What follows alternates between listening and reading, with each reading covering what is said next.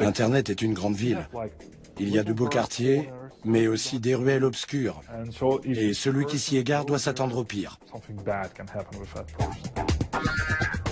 Internet, la mégapole, avec côté pile ses portails de shopping, ses banques, ses autoroutes de données, et côté face, sa mafia, son racket et ses arnaques, dont nous pouvons tous être les victimes. Un jour, je reçois un courrier du tribunal d'instance de Leipzig qui m'accuse de blanchir de l'argent. Imaginez ma tête. Parfois, un clic suffit pour faire de vous le complice de cybergangsters. Nous les avons poursuivis jusque dans les pays baltes. iPhone, iPad, oui. 650. Des experts ont déclaré la guerre aux escrocs du net.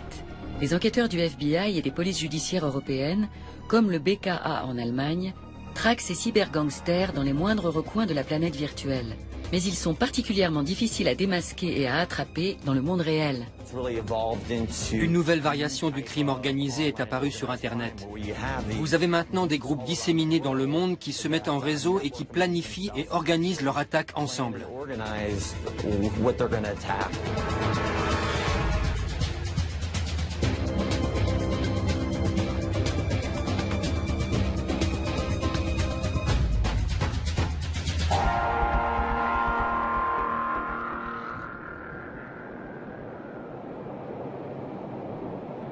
La première affaire nous mène à Leipzig. C'est une histoire comme il s'en produit des milliers chaque jour, en Allemagne, en France et dans le monde entier. Ursula H., 67 ans, n'a qu'une minuscule retraite pour vivre. À la recherche d'un revenu d'appoint, elle tente sa chance sur Internet. Je vais sur meinestadt.de et là je trouve une rubrique Petit boulot à 600 €. Je clique et l'adresse d'un certain Franco Martini apparaît. Un Italien, ça ne me disait trop rien, mais je décide d'essayer. Je lui écris que je suis intéressée par un petit job à 600 € et lui demande ce qu'il faut faire. Il répond « pas grand-chose, juste ouvrir un compte ». 600 € par mois. Ursula balaye ses hésitations et commet l'erreur de sa vie. Elle ouvre un compte. On lui attribue aussitôt un code PIN et des TAN. Le code PIN est un numéro d'identification personnelle qui sert à s'identifier sur le net. Les TAN sont des numéros d'authentification à usage unique destinés au virement en ligne. Ensuite, il me demande mon code PIN et mes TAN. Je les lui envoie et il me dit « vous aurez les 600 premiers € dans une semaine ». Je réponds « pourquoi? Je n'ai encore rien fait ». Là, il me dit « pour l'ouverture du compte ». Et il m'explique qu'il en a besoin car il vit en Italie, en Espagne et ne passe qu'occasionnellement en Allemagne. Mais avec le code PIN et les numéros d'authentification, Franco Martini peut disposer à sa guise du compte d'Ursula. Et pour les bandits du net, ça vaut de l'or. Nous avons rendez-vous au quartier général de l'Office fédéral de la police judiciaire allemande, le Bundeskriminalamt, ou BKA, logé dans une ancienne caserne des forces américaines en Allemagne. L'accès au site est hautement sécurisé. Mirko Manske nous attend. Il est commandant de police au BKA et responsable du département cybercrime. L'unité spéciale qu'il dirige est quotidiennement à la recherche d'escrocs du net, où qu'ils soient partout dans le monde, et il nous le confirme, les offres d'emploi à la Franco Martini sont toujours des pièges. Je me méfie toujours quand la prestation consiste à faire pour un autre, en mon nom, avec mes propres papiers d'identité, mon propre compte, ma propre adresse, quelque chose que cette personne pourrait aussi bien faire elle-même. Là, toutes mes alarmes s'allument. Parallèlement à ces ouvertures de compte, Franco Martini propose des produits à des prix imbattables sur le net. Il fait payer ses clients à la commande et ne les livre jamais. Ils sont des milliers à tomber dans le panneau. Mirko Manske connaît ce scénario. Les escrocs comme Martini se couvrent pour que la piste ne mène jamais directement à eux le jour où l'arnaque sera découverte. Pour cela, les criminels utilisent de plus en plus de mules, les money mules comme ils les appellent.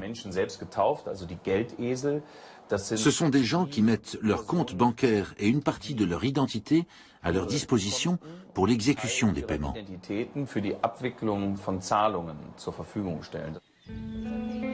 Durant 3 jours, c'est sur le compte d'Ursula que les clients de la boutique en ligne de Franco Martini versent leur règlement. L'escroc, qui a toutes les clés pour y accéder, transfère aussitôt l'argent ailleurs.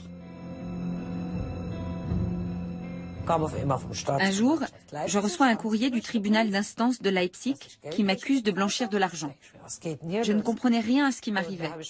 Alors je suis allée voir ma fille et je lui ai tout raconté. Au début, j'avais tellement honte d'avoir fait une telle bêtise que je voulais m'en sortir seule. Mais c'est impossible. C'est déjà trop tard. Peu après, la justice rend son verdict. Ursula ne peut même pas se défendre, car il n'y a pas d'audience. Elle est condamnée à une amende de 2 250 €. Elle n'y comprend rien.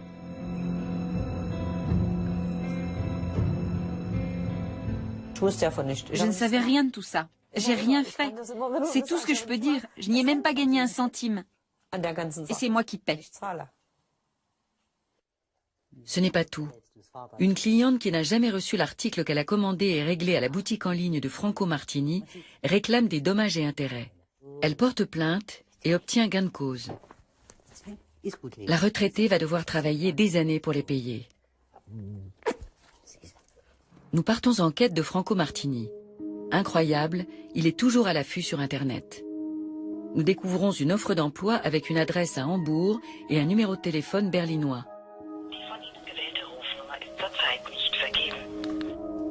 Nous envoyons un mail à l'escroc sous un faux nom. Nous nous disons très intéressés par un petit boulot et prêts à commencer au plus vite. 2 jours plus tard, réponse de Martini. Nous avons le job. Félicitations. Il nous demande d'ouvrir un compte et de lui transmettre notre code PIN et nos TAN. Nous créons le compte, mais lui donnons de faux numéros. Martini réagit. Il ne trouve pas ça drôle du tout. Son ton se durcit. Oh pardon, c'est une erreur. Nous proposons de passer en personne, lui remettre notre code PIN et nos numéros de transaction. Il répond qu'il est en Sardaigne pour raisons professionnelles et que sa patience a des limites. Oh, quel heureux hasard, notre fille y part la semaine prochaine. Sa réponse est lapidaire, je n'ai pas le temps. Nous lui révélons que nous sommes journalistes et lui proposons une interview anonyme. Quelques minutes plus tard, son adresse e-mail devient introuvable. Martini a disparu dans l'océan des données numériques.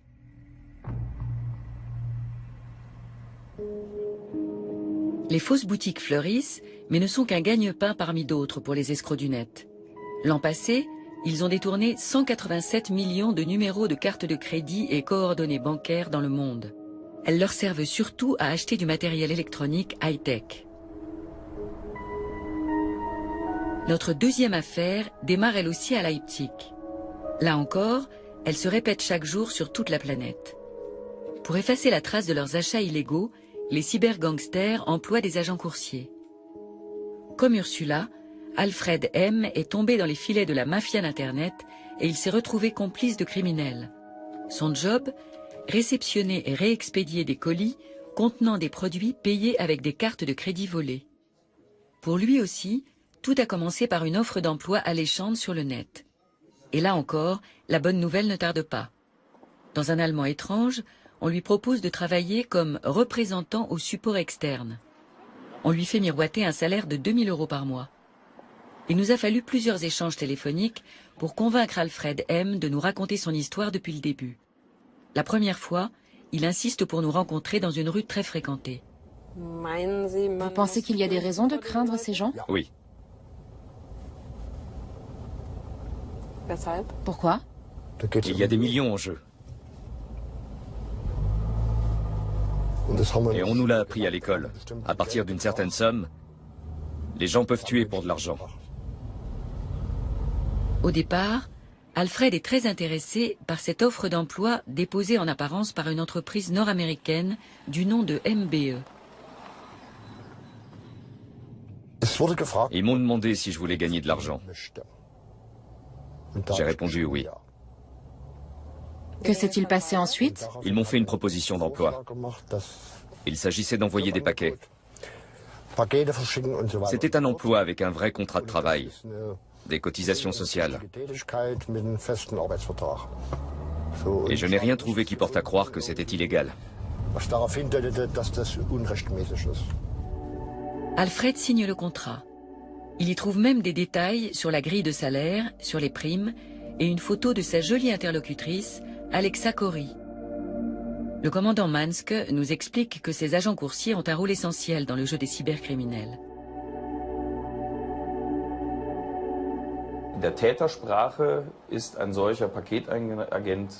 Les escrocs les appellent des drops. Ce sont des personnes chez lesquelles l'on peut déposer, dropper des choses. Ils s'en servent notamment pour acheter des produits coûteux sur de grands portails Internet, le plus souvent de l'électronique ou des vêtements, à l'aide de cartes de crédit acquises illégalement ou de données bancaires obtenues par espionnage informatique. C'est à ces agents qu'ils font livrer leurs commandes. L'employeur présumé, MBE, Mailboxes, etc., est un réseau américain de services postaux qui compte 1400 franchisés dans le monde. Alexa Corey est l'interlocutrice d'Alfred M. et un certain Paul Aragon a signé le contrat au nom de MBE. Nous appelons le siège social de la maison mère à San Diego. Merci de votre appel à MBE, une filiale d'UPS. Que puis-je faire pour vous? Bonjour, c'est Sabrina Zaun. J'appelle d'Allemagne, j'aimerais parler à Paul Aragon. Je suis désolée, vous vous êtes trompé de numéro. Personne ne porte ce nom ici.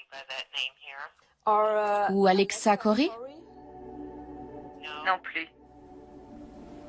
San Diego nous répond que ce groupe n'a jamais publié d'annonce pour recruter des agents coursiers. Mais personne ne souhaite s'exprimer officiellement à ce sujet. MBE Allemagne prend quand même position. Ils nous disent savoir que l'on recherche sur Internet des agents coursiers pour le compte de MBE, mais ils insistent, ces offres peu sérieuses n'ont rien à voir avec le système de franchise MBE. Les escrocs ont manifestement usurpé l'identité de l'entreprise sur le web. Ils ont copié à la perfection son nom, son adresse et son site. Ne parlant pas anglais, Alfred M. n'appelle pas MBE, ni aux États-Unis, ni en Allemagne. Pourquoi le ferait-il d'ailleurs? Via Internet, tout marche comme sur des roulettes. On lui livre les colis chez lui chaque jour. Il s'agit d'articles électroniques le plus souvent. Et presque au même moment, son employeur lui envoie par mail le contenu exact des colis, ainsi que des bordereaux d'expédition. Comme on le lui a demandé, Alfred M. emballe plusieurs paquets dans un grand carton sur lequel il colle la nouvelle adresse. Ensuite, de célèbres agences de coursiers passent les prendre. Alfred se souvient que 80% des colis partaient pour l'Estonie.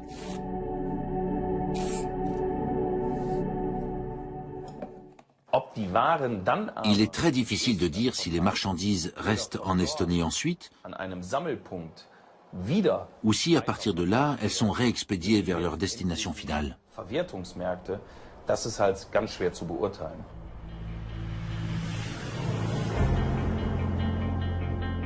Nous nous envolons pour Tallinn, la capitale estonienne. L'Estonie est le pays le plus au nord des Balkans. Nous contactons Vladimir, un white hat qui nous a été recommandé sur un forum internet à la limite de la légalité. Les white hats, les chapeaux blancs, sont des pirates informatiques censés faire un usage positif de leur savoir et ne pas enfreindre les lois. Vladimir ne veut surtout pas être identifiable. Dans quelle mesure pouvons-nous lui faire confiance? Le caméraman reste à bonne distance. Vladimir nous emmène d'abord dans un cybercafé pour nous montrer des enchères en ligne de produits quasiment neufs à des prix défiant toute concurrence.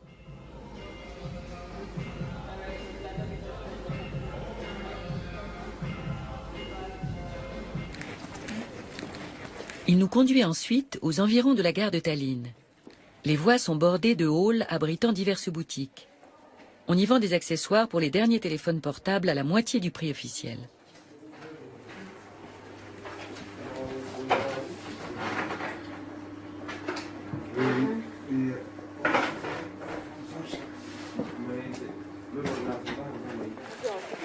Nous allons maintenant au Balti Yamaturg, le marché de la gare. On y trouve aussi bien des aliments, des antiquités et des reliques de guerre que des produits high-tech.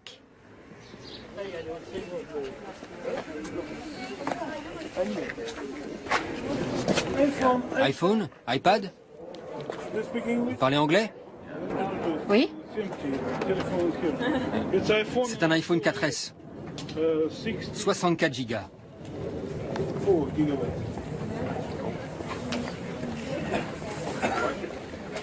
Il coûte 650 €. En Allemagne, ce smartphone vaut au moins 850 € neuf. 650.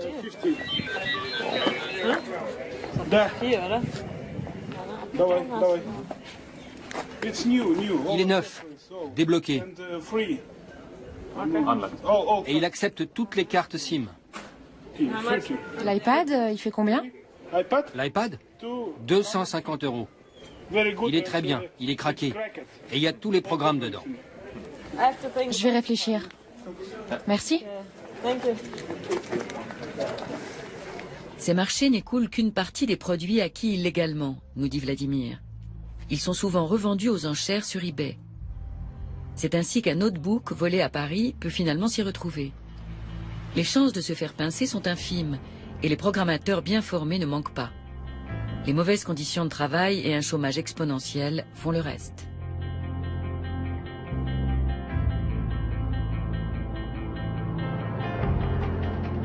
Alfred nous a transmis les adresses auxquelles il expédiait les colis. Toutes se trouvent dans la même région. Nous prenons la route, curieux mais un peu anxieux. Pour assurer notre sécurité, nous nous tournons vers la police estonienne. Nous sollicitons l'aide de Dimitri Roudakov, le spécialiste des escroqueries à la carte de crédit et des agents coursiers. Mais l'homme nous prie instamment d'arrêter nos recherches. Il nous dit que ce gang est actif et dangereux et que la police l'a à l'œil depuis longtemps déjà. Nous lui demandons une interview sur ce dossier, il refuse. Il n'aborde que des affaires déjà bouclées. Quand la procédure est close, je peux parler. Mais quand une affaire est en cours, nous ne pouvons rien dire, ni officiellement ni officieusement. C'est comme si elle n'existait pas. Officiellement, les coursiers receleurs de colis n'existent pas en Estonie. À défaut d'informations, nous repartons avec une parabole. Internet, c'est comme une ville. Vous allez dans une rue, il y a des rues bien éclairées, surveillées par la police, où l'on peut circuler sans danger. Vous pouvez vous y balader, faire les boutiques, y passer du temps, dépenser de l'argent.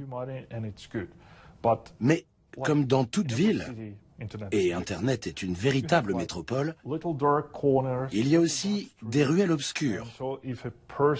Et s'y aventurer n'est pas sans risque.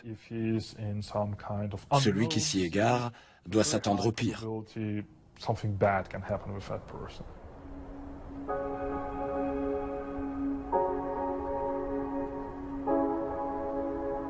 Alfred M., de Leipzig, remplit son contrat de travail.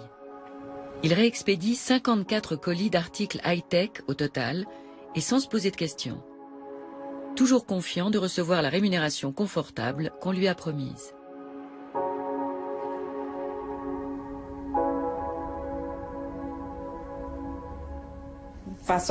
Combien deviez-vous être payé pour cela? Pour chaque colis traité et étiqueté, 25 €. Vous auriez dû recevoir combien d'argent alors? J'aurais dû toucher autour de 3 000 € pour mon travail. Et combien avez-vous eu réellement? Je n'ai jamais rien reçu de cet argent, malgré mon mail de relance. Au lieu de cela, il reçoit un jour un courrier le sommant de payer ou de renvoyer la marchandise. L'Allemand tombe des nues. Les escrocs n'ont pas seulement utilisé son adresse comme boîte à lettres, ils ont également passé des commandes en son nom. Les entreprises lésées réclament des dommages et intérêts. J'ai écrit à Rewe et Kitcong que c'était une affaire de cybercriminalité et que je n'avais pas de quoi payer actuellement. Où aurais-je trouvé l'argent? Je ne peux pas payer. Alfred affirme n'avoir rien commandé. Mais en mars 2012, le parquet le condamne à une amende de 50 fois un taux journalier de 10 €. Et les frais du procès sont à sa charge.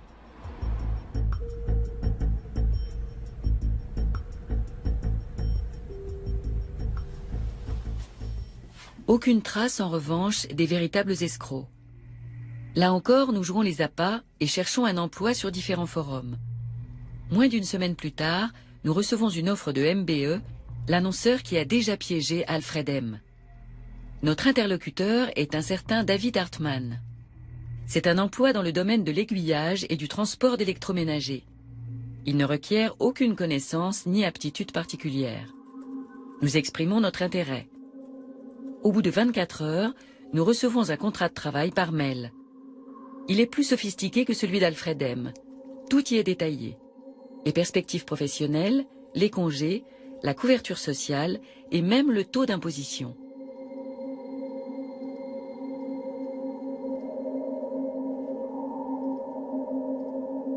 Salaire de base, 2 000 €. Les différentes tâches à accomplir sont décrites sous forme de schéma. Le troisième volet du contrat est un questionnaire très détaillé. On nous demande une photo d'identité et différentes informations personnelles. Adresse, numéro fiscal, coordonnées bancaires et même copie du permis de conduire. On n'en avait pas réclamé autant à Alfred M. à l'époque. Ces escrocs sont bien curieux. Plus vous livrez d'informations sur vous, plus il leur est facile d'usurper votre identité sur Internet, d'agir en votre nom et de se faire passer pour vous. Surtout si vous leur donnez aussi la copie d'un document officiel attestant de votre identité. Toute personne disposant de nos données peut directement ouvrir compte bancaire et boîte postale. Nous ne renvoyons pas le contrat et ne répondons plus à aucun mail de l'employeur supposé. Quelques jours plus tard, notre banque nous appelle. Sabrina Zaun. Banque Barclays, bonjour. Allô. Bonjour. Nous avons constaté que votre carte de crédit avait été utilisée abusivement pour réaliser des achats sur Internet. La banque bloque aussitôt la carte. Mais qui a bien pu se procurer nos coordonnées bancaires? Et où? Nous n'avions pas renvoyé le contrat. En attendant, l'accès en ligne à notre compte courant est bloqué jusqu'à ce que nous confirmions à la banque que notre ordinateur est de nouveau sain.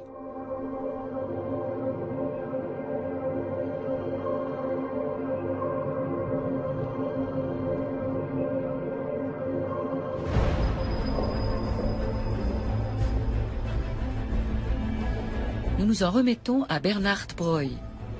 Il est de ces experts qui passent leur temps à chasser et éliminer virus informatiques, vers et chevaux de Troie.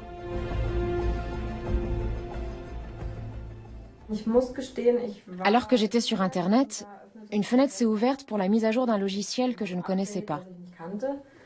J'ai voulu la fermer, j'ai cliqué sur la croix, mais la fenêtre ne se fermait pas.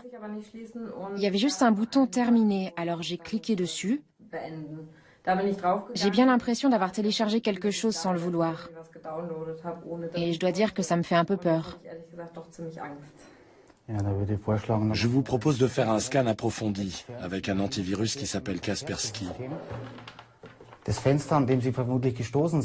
La fenêtre sur laquelle vous êtes tombé peut vous avoir transmis un parasite.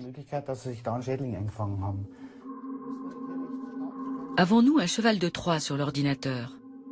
Un cheval de Troie est un programme d'espionnage qui permet de subtiliser des mots de passe. En utilisant ces logiciels, les escrocs voient sur quelle touche nous tapons, quel caractère ou quel chiffre nous utilisons.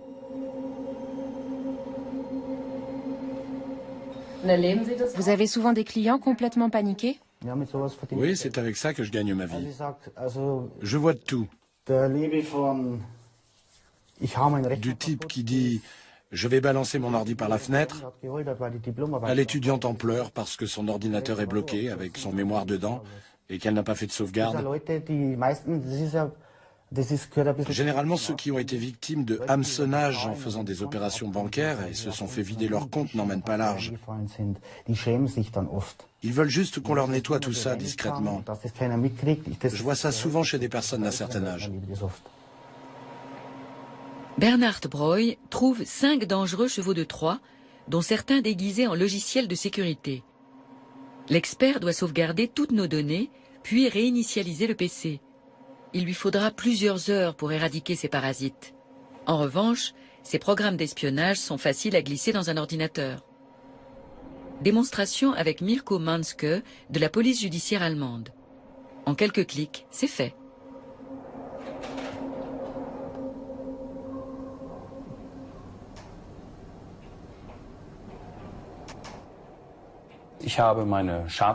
J'attache mon logiciel à une photo et je le cache dedans. Ensuite, je poste cette photo sur une plateforme d'échange gratuite. La voilà. Plus qu'à attendre qu'on la consulte. Je vais donc faire en sorte que Madame Zaun télécharge la photo. C'est tout simple. Je cherche son profil sur Facebook et j'écris quelque chose sur son mur. Un texte court qui se réfère à la photo et va attiser la curiosité. Le message apparaît sur la page Facebook que nous avons créée pour l'occasion. Un seul clic sur l'image suffit. Le logiciel malveillant s'installe à notre insu. Sur mon serveur de contrôle, Madame Zaun apparaît en tant que test 1. Et désormais, nous voyons à peu près tout ce qu'elle fait sur son ordinateur.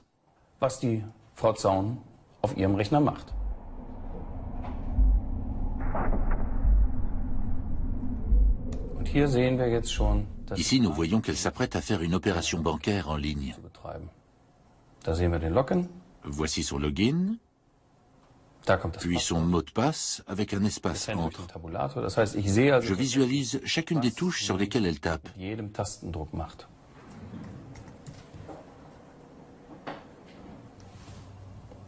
Et nous voilà dans son compte. Mirko Manske peut voir nos codes d'accès, tous les entrants et les sortants, et notre adresse personnelle. Avec ces informations, il ouvre un nouveau compte d'utilisateur sur une boutique en ligne et commence à faire son shopping. Il fait livrer la marchandise à un point de retrait. Comment je paie? Facile. J'utilise les données bancaires de Madame Zaun. Je les ai eues sans qu'elle ait fait quoi que ce soit, sinon se connecter une fois pour une opération bancaire en ligne, après que j'ai implanté un cheval de Troie sur son PC. Avec cela, l'escroc peut faire bien plus encore que de simples achats en ligne.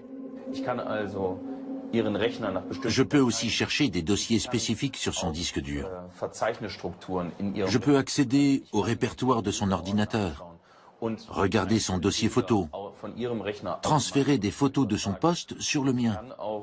Je peux aussi entendre ce qu'elle écoute avec les enceintes de son ordinateur. Je peux allumer et éteindre sa webcam et l'orienter plus ou moins. Vous voyez, il n'y a quasiment plus de limites.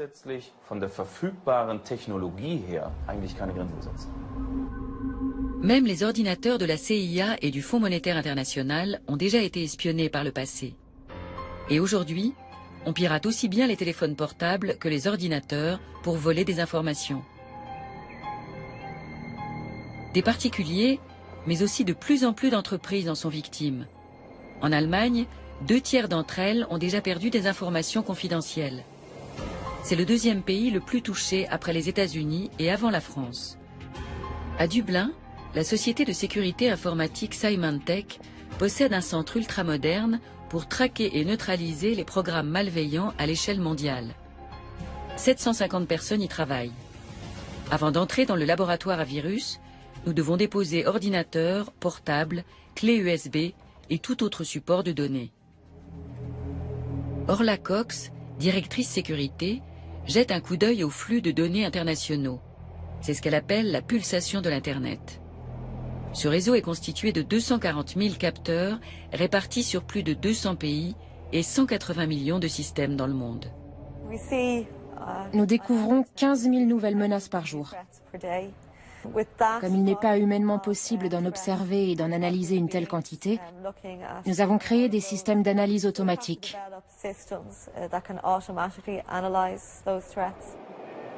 En 2011, les spécialistes ont découvert 403 millions de logiciels malveillants et évité 5,5 milliards d'attaques de ces programmes.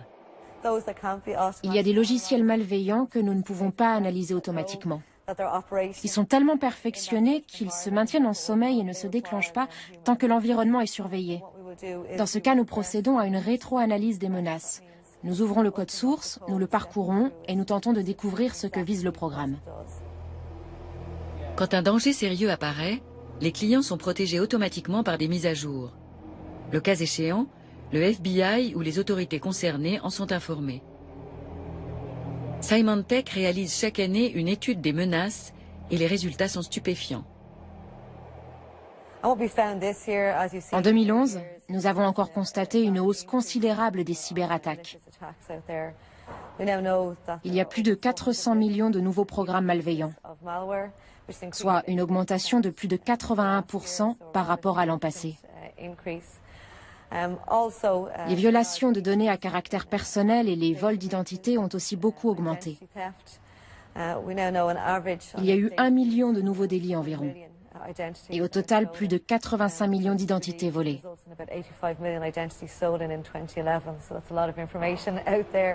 L'Allemagne est particulièrement touchée. Cette année, l'Allemagne est première sur la liste des victimes de programmes malveillants en Europe.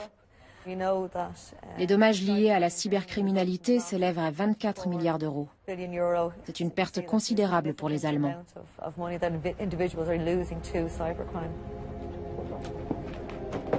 Au niveau mondial, le coût atteignait 284 milliards d'euros l'an dernier. Un montant supérieur aux recettes du trafic de la marijuana, de la cocaïne et de l'héroïne réunies. Soudain, l'atmosphère devient grave chez notre expert en sécurité informatique. Les spécialistes scrutent leur moniteur l'air inquiet. Un nouveau problème? Manifestement. Un virus qu'ils n'avaient pas encore rencontré se propage et il est particulièrement intéressant.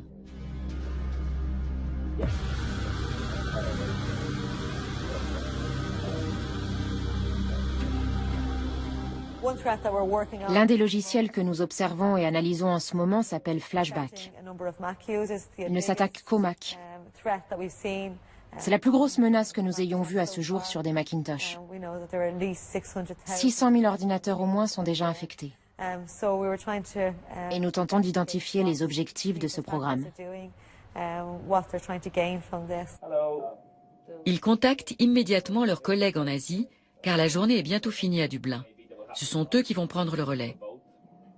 Cette collaboration par-delà les frontières et les fuseaux horaires est leur seule chance de l'emporter contre les mauvais génies du net.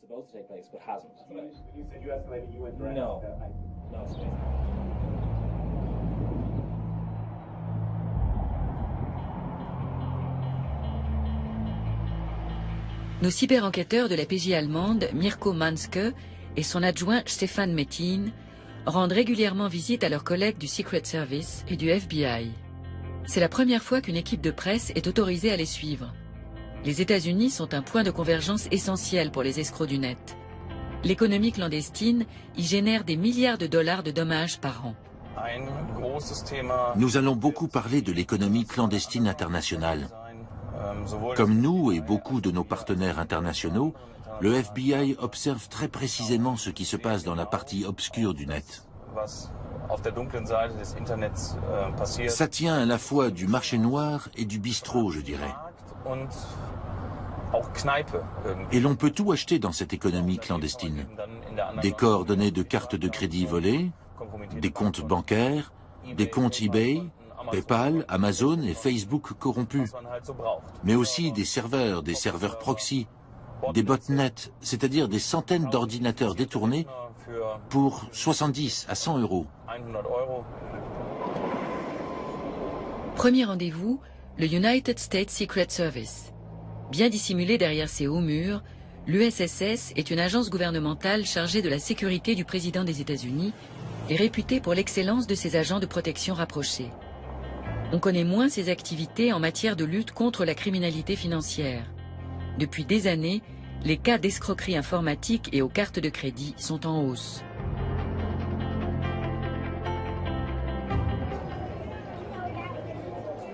La croissance fulgurante de la cyberéconomie souterraine en Europe crée bien des difficultés aux enquêteurs. En l'espace d'un an, ils ont répertorié plus de 70 000 fournisseurs différents et plus de 44 millions de messages sur des serveurs clandestins. Sur les 10 plus grands escrocs du net, 6 vendent des cartes de crédit piratées et sont en réseau sur l'ensemble du globe.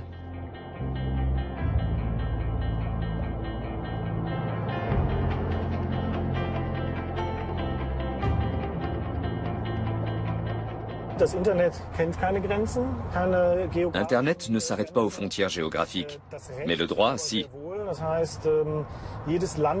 Chaque pays se heurte aux limites de sa législation.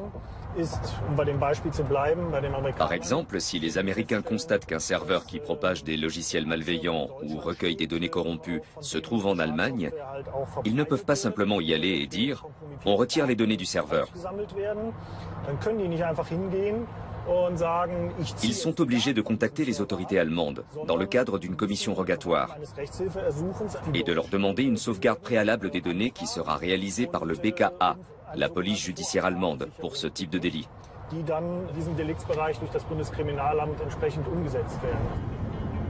C'est une nouvelle génération de menaces qui pèse sur les internautes. Au début des années 70, personne n'imaginait que ces virus, qui étaient plutôt l'œuvre de plaisantins, deviendraient des armes dévastatrices. Aujourd'hui, on développe des logiciels malveillants pour faire de l'argent. Nous n'avons plus affaire aux programmateurs eux-mêmes, mais à des clients de ces programmateurs qui utilisent de manière frauduleuse ou criminelle les logiciels qu'ils ont créés.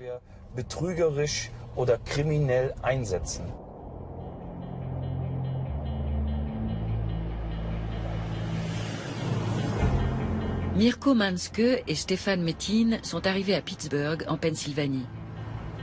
Les enquêteurs ont rendez-vous avec des agents du FBI pour parler de cette nouvelle forme de crime organisé. Qui est ciblé par ces commanditaires de logiciels malveillants? Banques, grandes entreprises, instances gouvernementales, tout aujourd'hui sont dans la ligne de mire. Au même titre que tout internaute qui effectue des opérations bancaires en ligne et utilise des réseaux sociaux. Le nombre de terminaux exposés augmente lui aussi. Outre les ordinateurs, les notebooks et les netbooks, désormais les escrocs s'attaquent aussi aux smartphones et aux tablettes. Aux États-Unis, le FBI est chargé de lutter contre les crimes dits fédéraux, qui regroupent notamment le terrorisme, le trafic de stupéfiants et la criminalité en col blanc. Mirko Manske et Stefan Metin ont rendez-vous avec l'agent spécial J. Keith Mularski, le spécialiste de la cybercriminalité.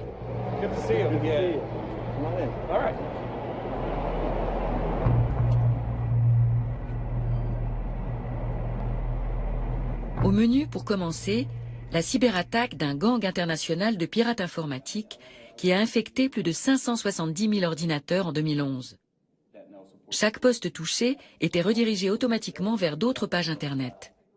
Le FBI a réussi à démanteler le réseau de hackers. Un répit de courte durée, car il y a déjà de nouveaux gangs dans la place. La criminalité a évolué très vite, passant de la simple imposture à des cas bien plus complexes qui reposent sur l'infrastructure de plusieurs pays. Vous avez là des escrocs qui combinent leurs compétences.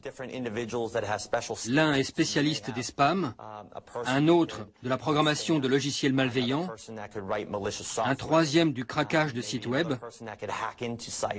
un autre encore du blanchiment d'argent. Tous sont reliés par Internet et ils s'allient pour faire leur magouille. Ils se retrouvent sur des plateformes spécialisées pour y discuter ou négocier entre eux logiciels malveillants ou cartes de crédit fraîchement volées. Ils se notent même les uns les autres, comme le font acheteurs et vendeurs sur eBay. Ceux qui ont acheté des services auprès de tel ou tel escroc donnent leur avis. « Hey, le produit de ce gars est vraiment bien. C'est un bandit de première classe, un type réglo. Tu peux être sûr d'en avoir pour tes 5 000 $. Il y a même de la publicité dans la cyberclandestinité. Si vous voulez sortir du lot parmi 20 gars qui vendent des cartes corrompues, il faut faire de la pub, comme dans le business réel. Sur l'Internet des criminels, tout est comme dans le vrai monde des affaires. Il y a des vendeurs, des fabricants, des prestataires de services. C'est un marché juteux, mondial et 100% anonyme. Les enquêteurs ne peuvent confondre les gangsters que si ces derniers commettent une erreur. Alors, Mirko Manske et ses collègues guettent patiemment les ratages des bandits qu'ils attirent en se faisant passer pour des escrocs. Ils tentent de gagner leur confiance en chattant avec eux.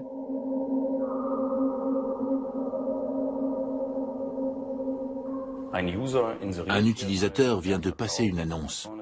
Il vend des cryptogrammes visuels, c'est-à-dire des codes de sécurité. Vous savez, le numéro à 3 chiffres placé au dos des cartes de crédit. Ils sont tout frais et viennent du Canada et d'Europe. On a le choix entre l'Allemagne, la Hollande, l'Autriche, la Suisse et d'autres pays encore. Ces codes sont tous accompagnés de la date de naissance du propriétaire de la carte, ce qui est nécessaire désormais pour beaucoup de transactions. Et voilà les tarifs. Une carte de crédit volée avec ses données confidentielles se vend autour de 10 € pièce. Si Mirko Manske les achète par lot, il aura même droit à un tarif dégressif. Le commissaire allemand prend contact avec le vendeur. En général, cela se fait via des chats gratuits. Je commence par lui dire qu'il est un escroc.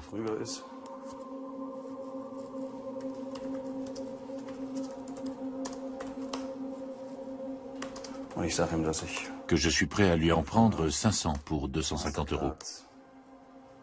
Für 250 € nehme.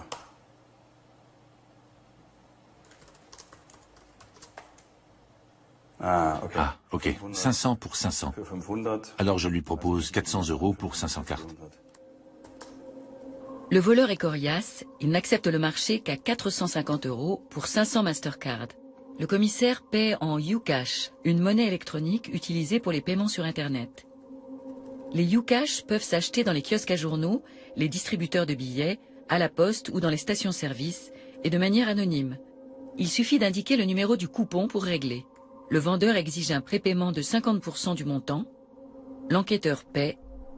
L'escroc respectera-t-il le marché conclu?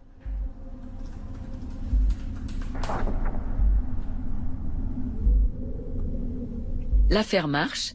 Mirko Manske reçoit un fichier texte aussi anodin que son contenu est stupéfiant. C'est un listing de 500 numéros de carte bancaire avec le nom, l'adresse, le code de sécurité et la date de naissance des détenteurs. Et il y a bien un expéditeur, mais impossible de le localiser. Dans la cyberclandestinité, il existe des hébergeurs dits bulletproof, c'est-à-dire des entreprises qui hébergent des serveurs dans des zones grises, échappant à toute réglementation, donc quasiment insaisissables. Pour cela, ils utilisent notamment le fast flux, une technique qui permet de changer en permanence le lieu d'hébergement d'un site. Au moment où je regarde une page, elle est hébergée aux États-Unis.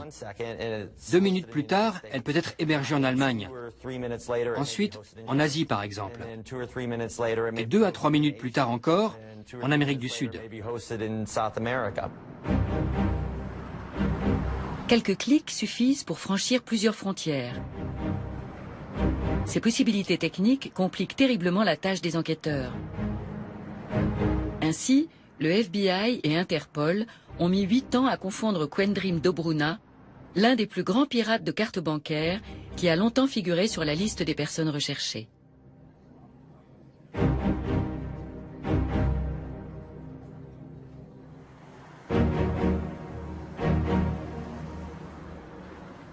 Un jour, victime de quelques minutes d'inattention, Dobruna se connecte sur Internet en oubliant de masquer son identité. Le Bundeskriminalamt s'en aperçoit et réagit aussitôt. La police prend d'assaut l'appartement qui abrite l'ordinateur. Quendrim Dobruna est arrêté puis extradé vers les États-Unis.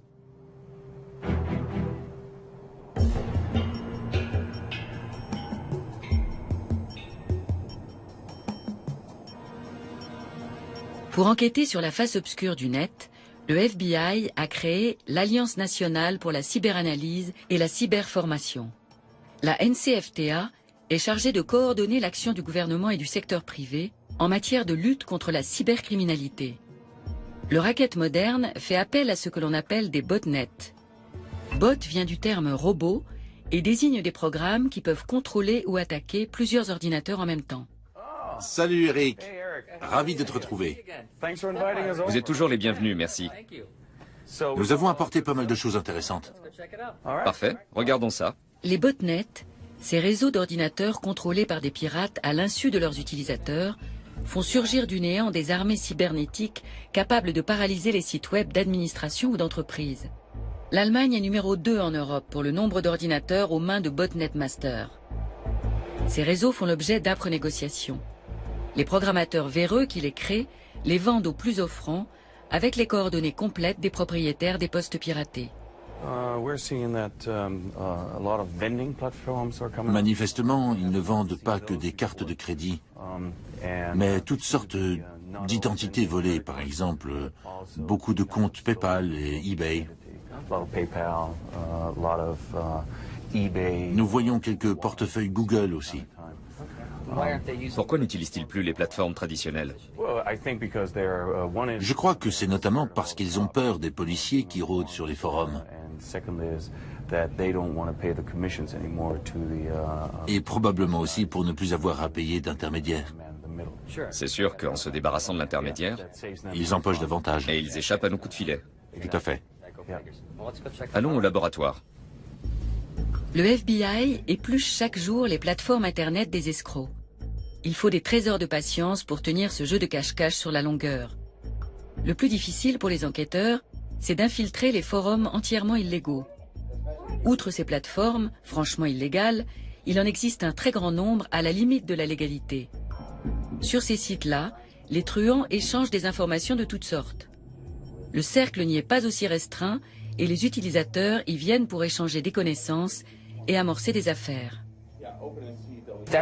C'est un forum de carding, c'est-à-dire qu'il est plutôt destiné à la recherche. Ils le décrivent comme un forum de recherche sur les logiciels malveillants.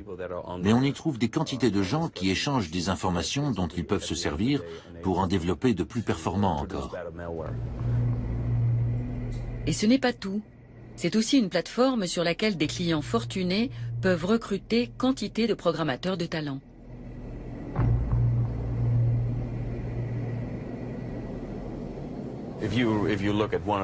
Voici un exemple de post qui revient régulièrement.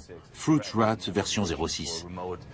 Il s'agit d'une sorte de logiciel de maintenance à distance qui permet d'accéder à un ordinateur tiers, mais cache en réalité un dangereux cheval de Troie.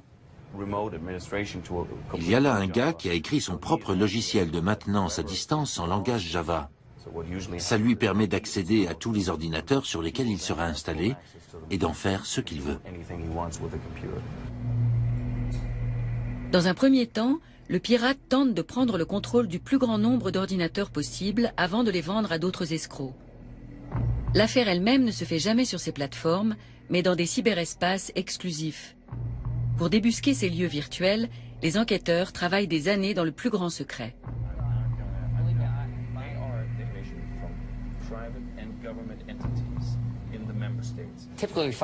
Généralement, ce sont nos méthodes d'investigation habituelles qui nous mettent sur la piste de ces forums d'escrocs.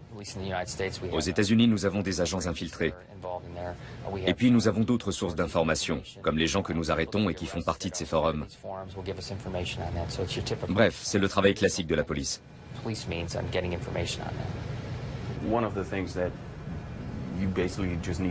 C'est essentiel d'écouter ce que disent les escrocs. Leurs échanges vous mèneront naturellement à ces forums. Cela dit, c'est une chose d'être là, c'en est une autre de comprendre de quoi il est question. Souvent, les affaires véreuses ne se font pas sur le forum. Il ne sert qu'à établir un contact pour les ventes de cartes de crédit, par exemple. Ensuite, l'acheteur et le vendeur passent de la plateforme à un service de messagerie instantanée, comme ICQ, Skype ou Jabber, pour s'échanger des informations directement. Ça leur permet de nous échapper, car ils savent bien qu'il y a des policiers à l'affût qui cherchent à les coincer.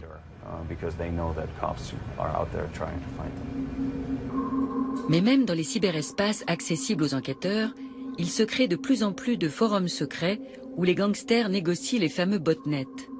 À quoi leur servent-ils? Les ordinateurs infectés se prêtent très bien au DDoS, les attaques au déni de service, qui visent à rendre un service indisponible. Lors de ce type d'agression, les ordinateurs commandés à distance bombardent de requêtes un même site internet simultanément. Ce flot de données surcharge la page et finit par la bloquer. Mirko Manske nous cherche un vendeur. Dans ce message publié hier, un certain Darkman propose un programme DDoS. Il est très stable et c'est une version de base qui peut provoquer des attaques par déni de service. Autrement dit, si j'installe ce logiciel sur plusieurs ordinateurs à l'insu de leurs utilisateurs, je peux bloquer l'accès à une page Internet en saturant un serveur. C'est déjà compris dans la version de base et je peux commander différentes options en plus. Le vendeur indique une adresse Internet. Elle conduit l'enquêteur à une plateforme sur laquelle on peut envoyer et recevoir des messages de manière anonyme. Le commissaire et l'escroc commencent à discuter.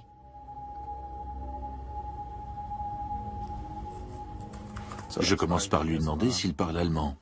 Il parle allemand.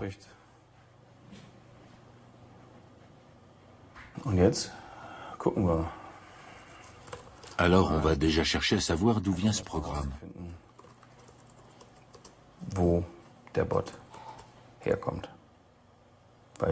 Car si c'est un vendeur qui se contente de commercialiser le logiciel d'un autre, c'est moins intéressant que quelqu'un qui code lui-même.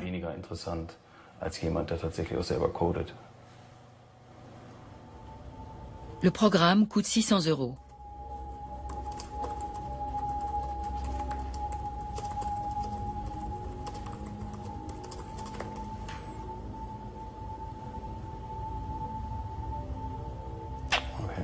Ok, il ne se dévoile pas vraiment. Ok.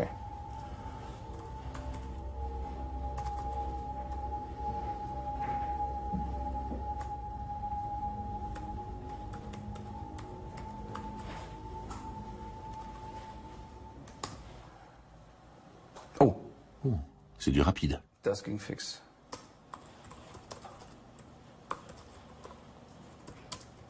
So, jetzt gucken wir mal. Voyons ça. Ja. Ah, le voilà. Da ist eine Le fichier fait 5 mégas et il s'appelle Backend.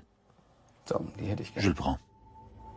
Mirko Manske va vérifier si ce programme est assez puissant pour paralyser le site de la police judiciaire allemande en le bombardant de requêtes. Momentan ist Le site du BKA est encore accessible. .de noch erreichbar, Voyons s'il y a moyen de changer ça. ändern können. Dazu würden wir jetzt Nous hier allons lancer une attaque den DDoS. US-Angriff starten.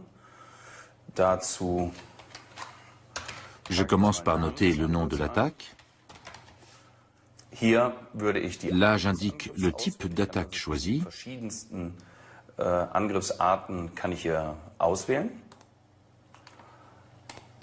Hier Là, la cible de l'attaque, c'est simplement le nom du domaine. 15 threads. Je mets 15 fils d'exécution et un délai de 60, ce qui veut dire que la demande se répétera toutes les 60 millisecondes. Und Et dann il ne reste plus qu'à cliquer sur Start. einfach auf Start. L'attaque du serveur du Bundeskriminalamt commence. Les paquets signalés en noir proviennent des ordinateurs infectés. Ils cherchent à immobiliser le serveur et bloquer l'accès au site du BKA. Un véritable attaquant aurait atteint son objectif et il aurait eu plusieurs solutions pour exploiter cette situation.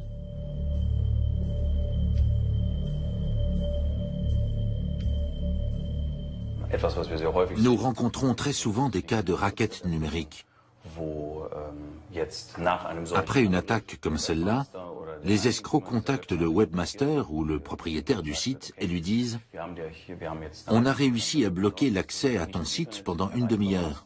wenn du willst, dass das Si tu ne veux pas que ça se reproduise, il faut t'assurer contre ça ou nous acheter une solution qui te protégera à l'avenir contre ce genre d'attaque. vor solchen Angriffen schützt. Et ça coûte tant. Und das kostet dann eben einen Betrag X. Und interessanterweise Tiens, c'est intéressant. Tout à l'heure, vous m'avez demandé si l'on pouvait interrompre l'attaque. Je l'ai fait, mais les bots ne font pas ce que je leur ai demandé. gesagt habe. Heureusement, dans ce cas, il s'agit d'un simple essai dans un cadre restreint.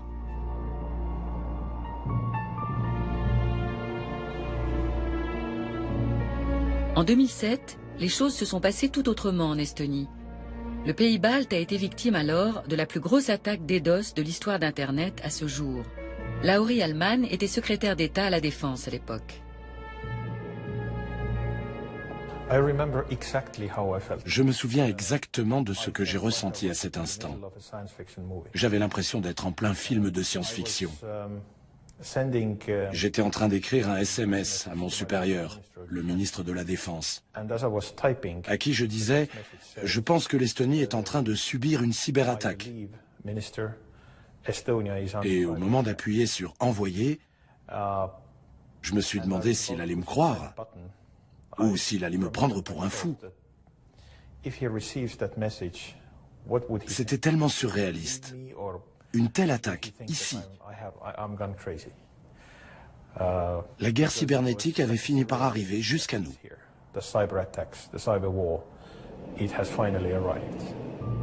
Les effets de cette cyberagression sont dévastateurs. Les banques, les administrations, les médias et même les hôpitaux sont touchés. Les requêtes à l'origine de l'engorgement du serveur proviennent de points disséminés sur toute la planète. Les Estoniens ne comprennent absolument pas ce qui se passe, d'autant plus que leur État est doté d'un système informatique ultramoderne depuis son indépendance.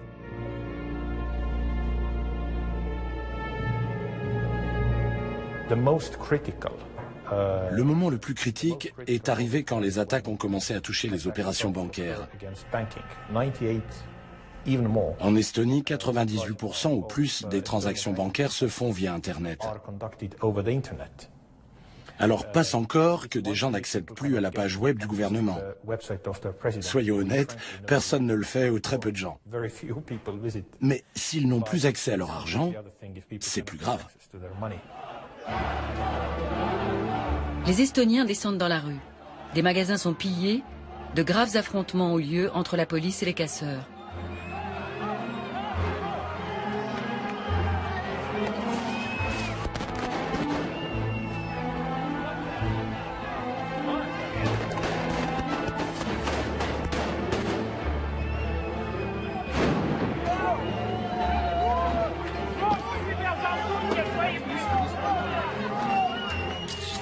Dans le plus grand quotidien estonien, le Postimees, tout est sans dessus-dessous.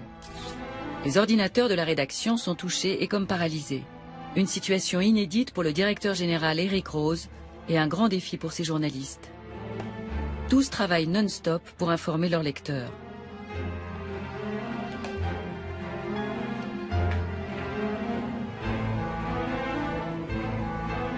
On devient assez émotif quand on se sait attaquer. Je pense que l'on ressent à peu près la même chose que Bruce Willis dans le film Die Hard 4, Retour en enfer, qui décrit une situation identique. Le journal continue de paraître. Outre les magasins victimes de pillages, les banques essuient les plus grosses pertes.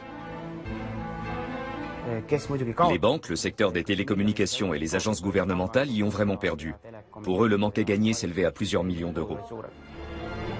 Mais jusqu'ici, les banques préfèrent taire l'ampleur des dégâts. Nous avons rendez-vous avec le chef de la sécurité de la banque SEB. Une attaque comme celle-là pourrait-elle se reproduire? Absolument. Les attaques de ce type peuvent se reproduire à tout moment. La question n'est pas tant de savoir si, mais quand elles vont avoir lieu. Les motivations des attaquants ne sont pas forcément politiques. Elles peuvent être économiques ou d'un autre ordre. Mais ce type d'agression est très facile à mettre en œuvre et il y en aura forcément d'autres. Reste à savoir quand. D'où l'attaque provenait-elle? Était-elle l'œuvre d'un individu ou l'action concertée d'un groupe? Ces questions ne sont pas encore toutes élucidées. En revanche, il est clair que cette offensive a servi d'avertissement pour tous. Je pense que nous devons garder ce type de scénario en mémoire. À mon avis, quand la prochaine grande guerre éclatera, les premières attaques ne seront pas le fait d'unités spéciales, ni de l'armée de l'air. Elles se feront via Internet.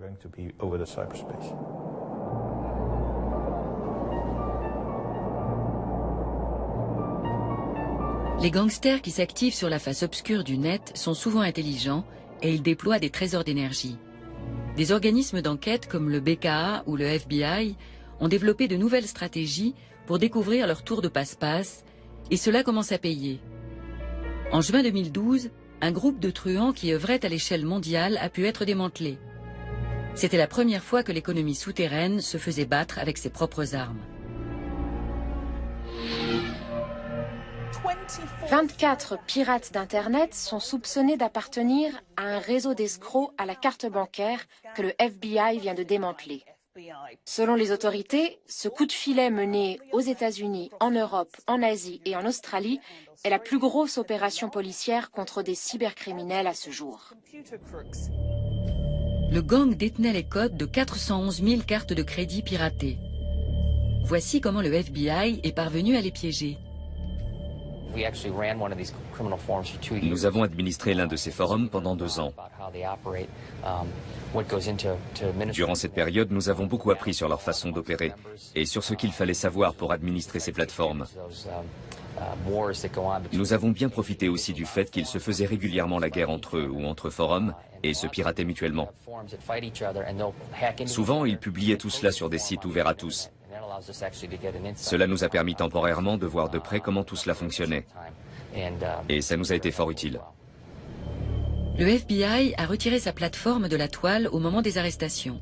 Depuis, l'ancienne page d'accueil du forum Carder Profit est tapissée de ses emblèmes. Cette enquête a permis pour la première fois d'en savoir plus sur ces escrocs totalement anonymes jusque-là. Voici l'un des accusés, tout juste sorti de la salle d'audience. Il s'agit de Mir Islam, 18 ans, connu sur Internet sous le nom de Josh the God. Mir Islam vit dans le Bronx new-yorkais. Ses parents sont originaires du Pakistan. Lors de son arrestation, il détenait les numéros et coordonnées de 50 000 cartes de crédit. C'est un policier infiltré qui l'a débusqué. Le FBI a aussi piégé son acolyte, un truand de 19 ans qui aurait proposé à l'enquêteur de lui céder des cartes de crédit contre une caméra et $250 en espèces. Ces escrocs ont des points communs.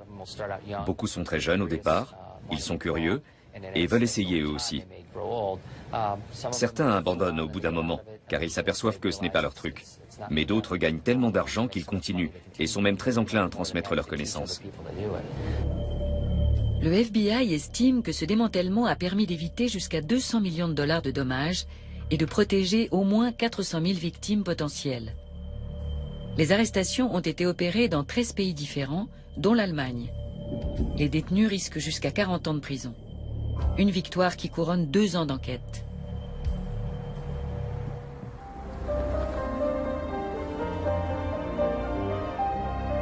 Dans le cas d'Ursula aussi, 2 ans ont passé. Alors qu'elle cherchait un revenu d'appoint pour arrondir sa maigre retraite, elle est tombée sur Franco Martini, un escroc qui lui a fait ouvrir un compte bancaire à son nom. Un compte dont il se servait pour blanchir l'argent tiré de ses escroqueries sur Internet. Quand l'arnaque a été découverte, Ursula a été considérée comme agent financier et condamnée à une amende de 2 250 €.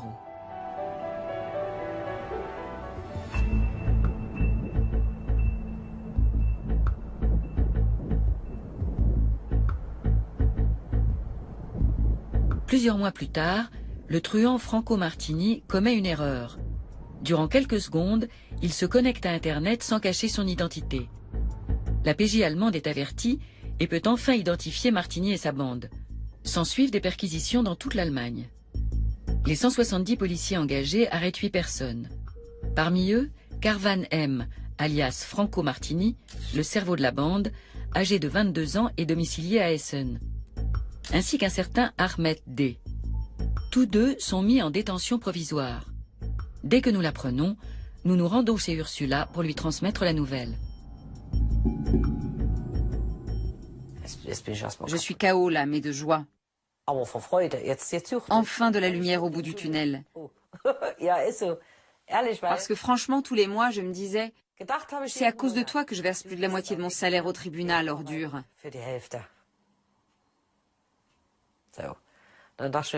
Où est-ce que tu te caches?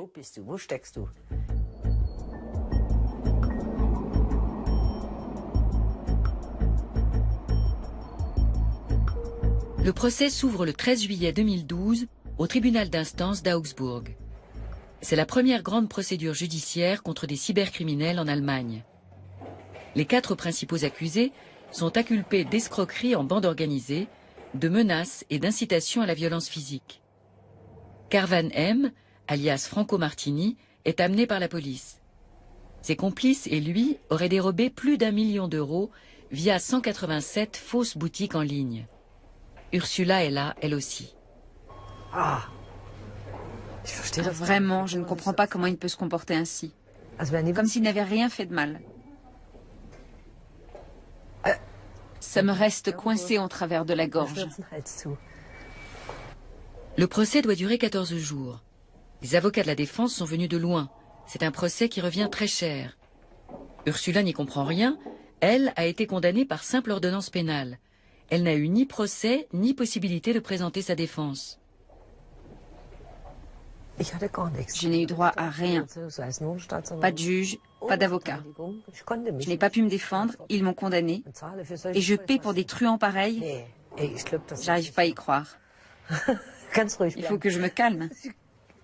Je vais exploser. Le procès met très longtemps à démarrer.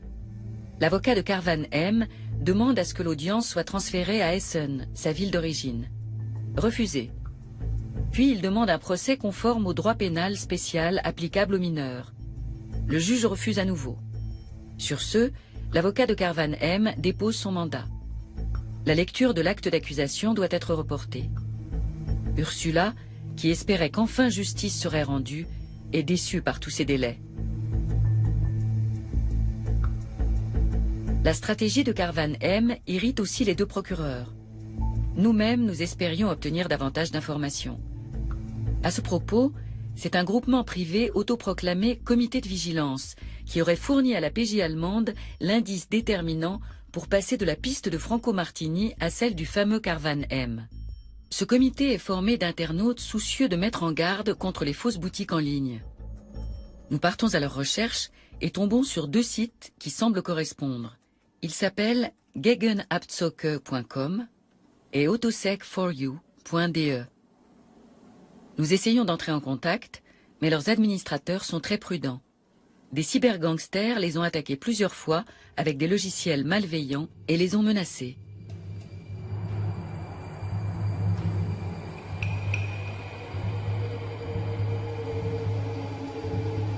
Le comité de vigilance refuse de nous parler. Nous laissons des messages en nous recommandant de connaissances communes. Peu après, un initié nous contacte depuis Berlin. Sa tactique, comme celle des administrateurs du forum, consistait à se faire passer pour un acheteur auprès des escrocs. Il commandait des articles high-tech auprès de Martini & Co. et se faisait envoyer les coordonnées bancaires du compte sur lequel faire les virements. Dès qu'il les avait, il les transmettait à la police et aux banques qui gelaient les comptes. Les criminels n'avaient alors plus accès à leur argent et la mule, l'agent de transfert, perdait tout intérêt pour eux.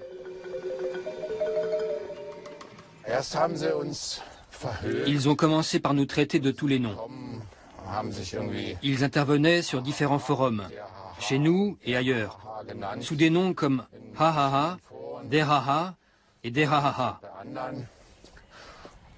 Ils nous disaient, vous pouvez balancer tous les comptes que vous voulez, on en a encore 400 dans la manche.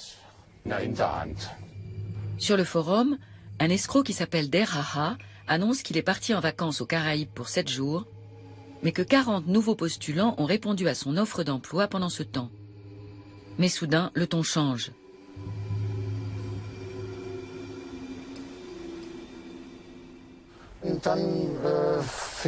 Ils ont commencé à nous menacer.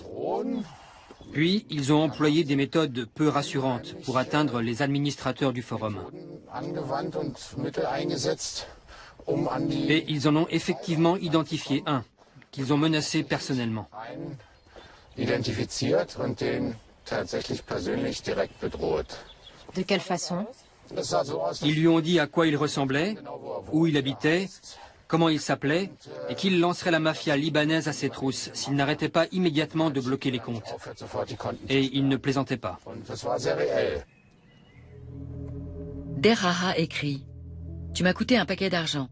Des gars de la mafia libanaise rôdent près de chez toi et n'attendent qu'un mot de moi. Je ne suis pas un haha du genre rigolo. Je peux être violent et imprévisible.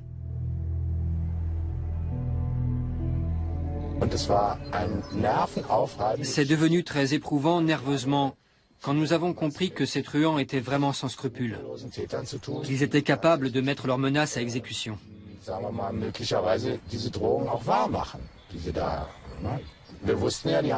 Nous savions qu'ils avaient empoché des millions, qu'ils n'auraient aucun mal à trouver un casseur pour nous tabasser, moyennant quelques centaines ou milliers d'euros.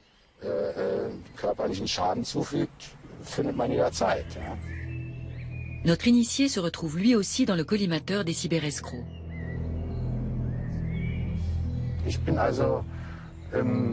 En juin, je vais passer le contrôle technique. Le technicien monte la voiture sur le pont et commence à passer son tournevis le long de la tôle pour détecter des points de rouille. Soudain, derrière l'aile droite et le réservoir d'essence, il aperçoit un gros paquet noir aimanté et un câble qui en sort. Et là, tous les gars de l'atelier s'enfuient en criant « Une bombe !» On l'a décroché, il y avait une petite boîte dessous et une antenne. Là, j'ai compris que c'était un micro. Impossible pour l'heure de savoir qui a placé le micro sous la voiture. Il sera plus facile pour l'accusation de démontrer l'ampleur de l'escroquerie de Carvan M & Co. En revanche, pas la moindre trace jusqu'ici de l'argent gagné par le gang des fausses boutiques en ligne. Ursula se bat toujours contre elle-même et le reste du monde. L'aplomb des accusés la met en rage. 2 des inculpés, dont Delia K, ne sont plus en détention provisoire. La jeune femme attend devant la salle d'audience, l'air très occupé. Ursula décide de l'affronter. Vous vous sentez bien quand vous arnaquez des gens?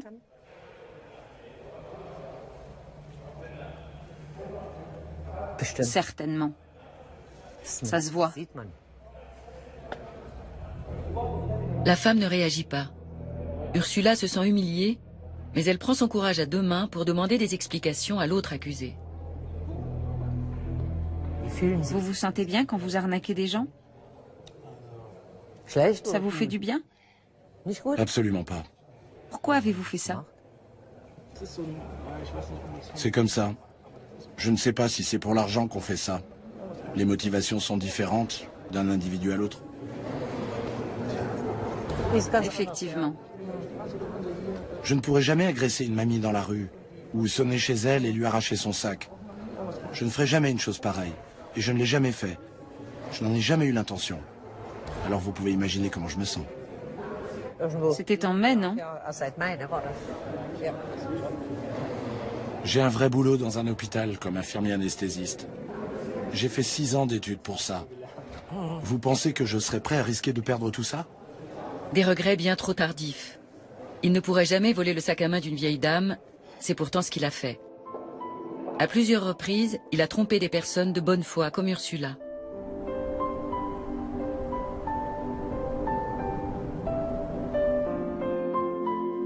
Tous les matins, cette retraitée de 67 ans s'extirpe de son lit avant le lever du jour et se prépare pour aller travailler. Ursula vit dans la hantise que d'autres victimes lui réclament des dommages et intérêts, mais c'est une battante.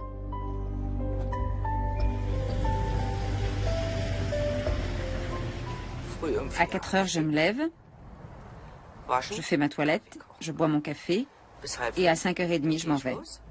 Tous les jours, du lundi au vendredi.